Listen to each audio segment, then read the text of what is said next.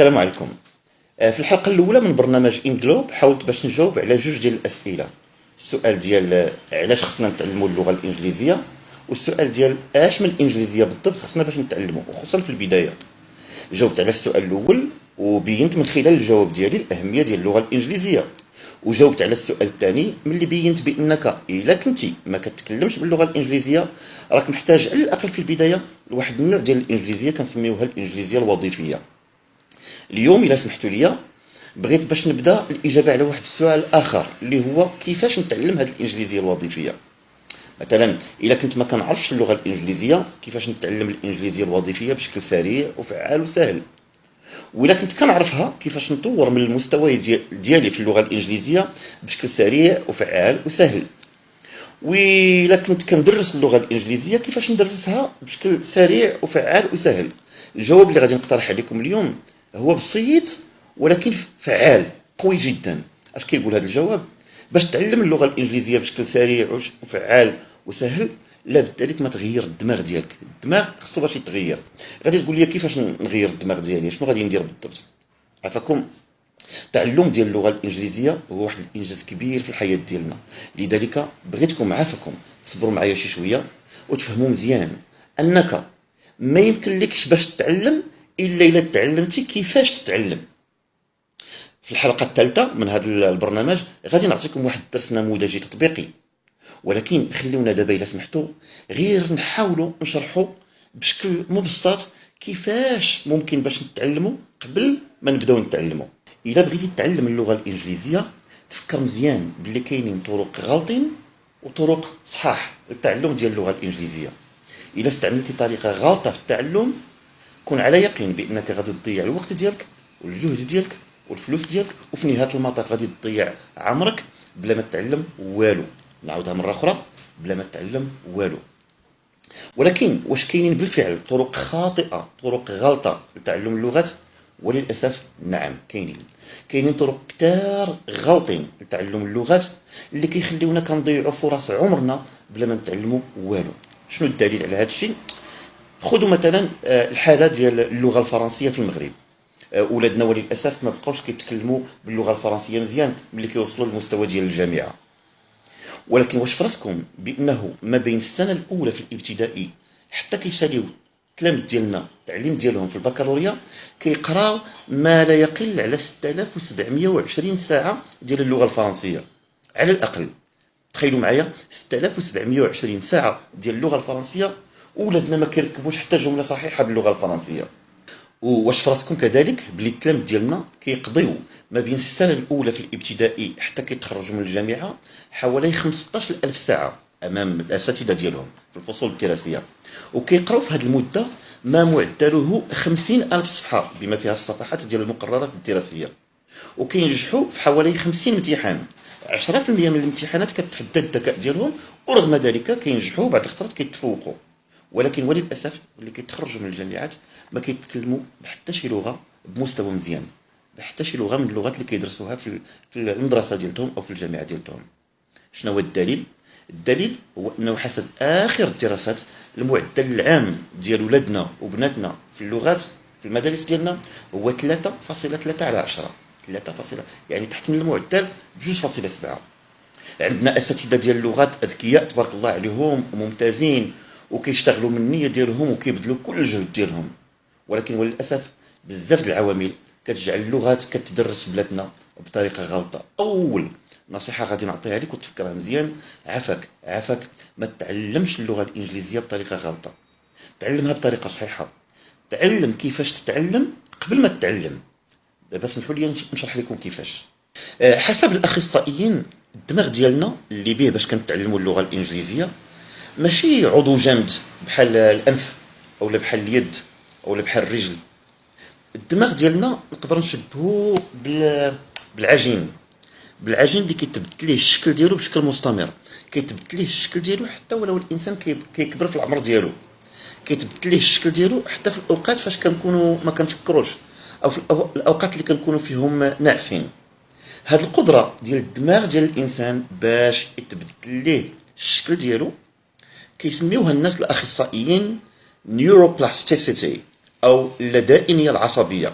يعني كنشبهوا الدماغ بشي عجين او بشي ميكا باللدائن، يعني اللي ممكن باش نتحكموا في الشكل ديالهم. والدماغ حسب العلماء كيتبدل بثلاثه ديال الطرق. الطريقه الاولى هي بداك التفاعل اللي كيكون ما بين الخلايا العصبيه. كتعرفوا بانه الدماغ فيه خلايا عصبيه صغيره كتفاعل ما بيناتها. ملي كيكون هذا التفاعل قوي كتكون الذاكره ديالتنا القصيره قويه، وملي تيكون هذا التفاعل ضعيف كتكون الذاكره القصيره ديالتنا ضعيفه. نعطيكم واحد المثال. ملي كتقول مثلا باللغه الانجليزيه جون از ا سمارت ستودنت، اللي المعنى ديالها جون طفل ذكي.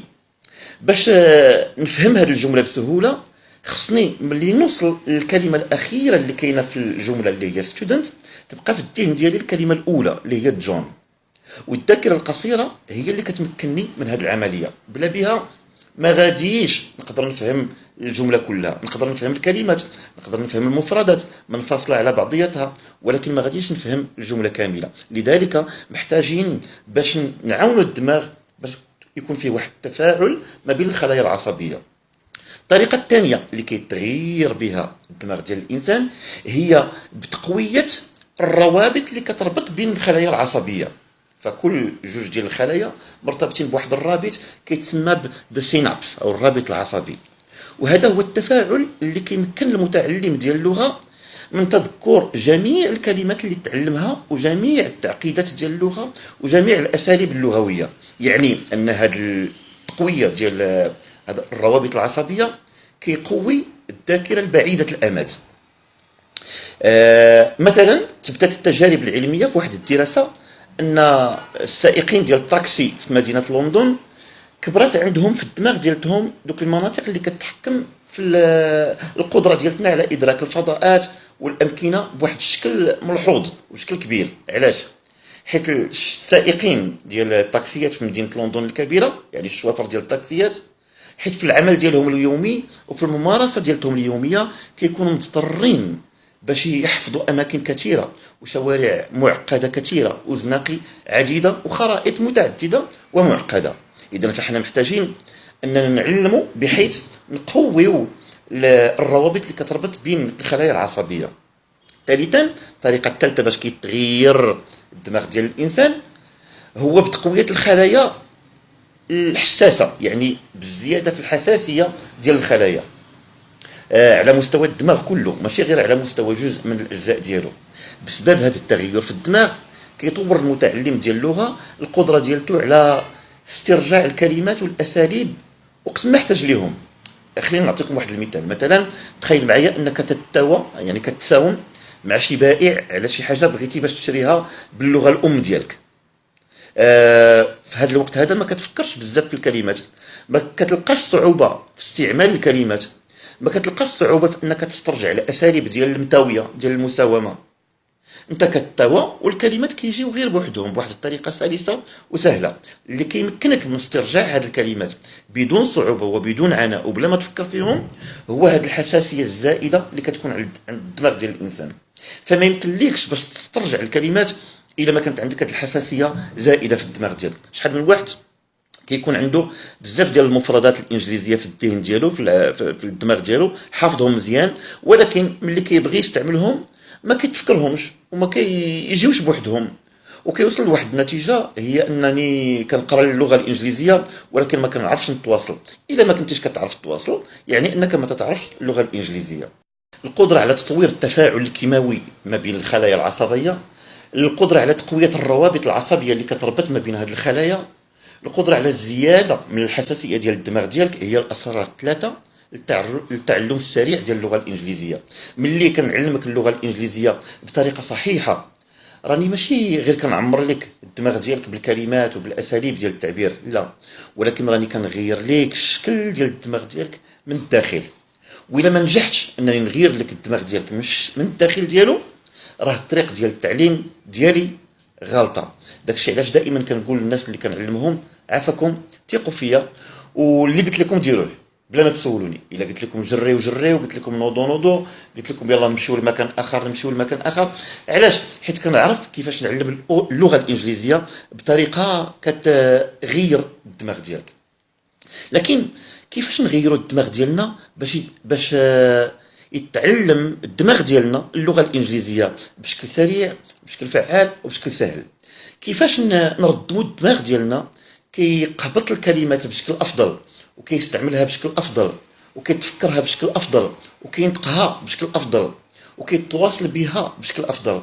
كيفاش نستغلوا ديك اللدائنيه ديال الدماغ ديالنا، النيورو بلاستيسيتي، باش نتعلموا الانجليزيه دغيا وبشكل سريع. باش نتعلموا اللغه الانجليزيه بواسطه تغيير الدماغ ديالنا، بالزياده من تفاعلات الخلايا العصبيه ديالو، وبتقويه الروابط اللي كتربط بين هذه الخلايا العصبيه، وبالزياده من حساسيه الدماغ. كتنصحنا واحد الاخصائيه امريكيه سميتها لارا بويد باش التعليم ديالنا يكون فيه تجارب مختلفه ونشاطات مختلفه وفي اماكن مختلفه وبطرق مختلفه. بمعنى الا كنتي كتعلم اللغه الانجليزيه وانت جالس في بلاصتك، او لا كتعلمها بنفس الطريقه دائما تمارين تمارين تمارين، او لا كتعلمها وانت في نفس المكان مثلا في نفس الغرفه، او لا كتعلمها وانت كتشوف في نفس الالوان وفي نفس الاشكال وفي نفس الصور وفي نفس الاشخاص، فخاصك تعرف بان الخلايا ديالك العصبيه ما كتفاعلش بيناتها، والروابط اللي كتربط بيناتها ما كتقواش، والدماغ ديالك ما كيكتسبش الحساسيه الضروريه. يعني انك ما كتعلمش، غادي تسمع كلام كثير وربما تفهمه وربما تكتبه في ورقه، ولكن غير تخرج من المدرسه، غير تخرج من الفصل الدراسي وتنساه. هادشي اللي كيوقع لولادنا ملي كيخرجوا من المدرسه او لا كيشدوا العطله ديالهم في الصيف وكينساو كل شيء. اذا باش تعلم اللغه الانجليزيه خاص الدماغ ديالك يتغير، خاص الخلايا ديالك العصبيه تتفاعل اكثر مع بعضياتها، خاص الروابط اللي كتربط بين الخلايا العصبيه تقوى اكثر، وخاص الدماغ ديالك يكتسب واحد الحساسيه اكثر. ويوقعوا هاد الامور كلهم في الوقت فاش انت كتعلم اللغه الانجليزيه. هاد الشيء اللي غادي يمكنك انك تتعلم اللغه الانجليزيه بشكل سريع، بشكل فعال وبشكل سهل. بلا شك نتوما دابا مشتاقين بزاف تعرفوا كيفاش كنخلقوا هذا التغيير في الدماغ ديال الانسان. في الحلقه القادمه ان شاء الله ما غاديش نتكلم، غادي غير ندير امامكم واحد الدرس نموذجي باش تشوفوا بنفسكم كيفاش يمكن المجموعه من المتعلمين يتعلموا بزاف ديال الانجليزيه في وقت قصير، ومن بعد غادي نبين لكم كيفاش تطبقوا نفس الشيء سواء كنتوا كتدرسوا اللغه الانجليزيه او كتدرسوا اللغه الانجليزيه لناس اخرين. بغيت نشكر كل واحد تفاعل معايا من بعد البث ديال الحلقه الاولى من برنامج انجلوب، وبغيت نذكر انه رغم العدد الكبير جدا ديال الرسائل ديال الدعم والاستشارات اللي كنتلقاها من بعد ما تبدات الحلقه الاولى ديال انجلوب، فراه غادي ان شاء الله نتفاعل معها كلها وحده بوحده بكل الحب وبكل رغبه في التعاون. العنوان ديالي الالكتروني كتشوفوه في اسفل الشاشه، وشكرا لكم.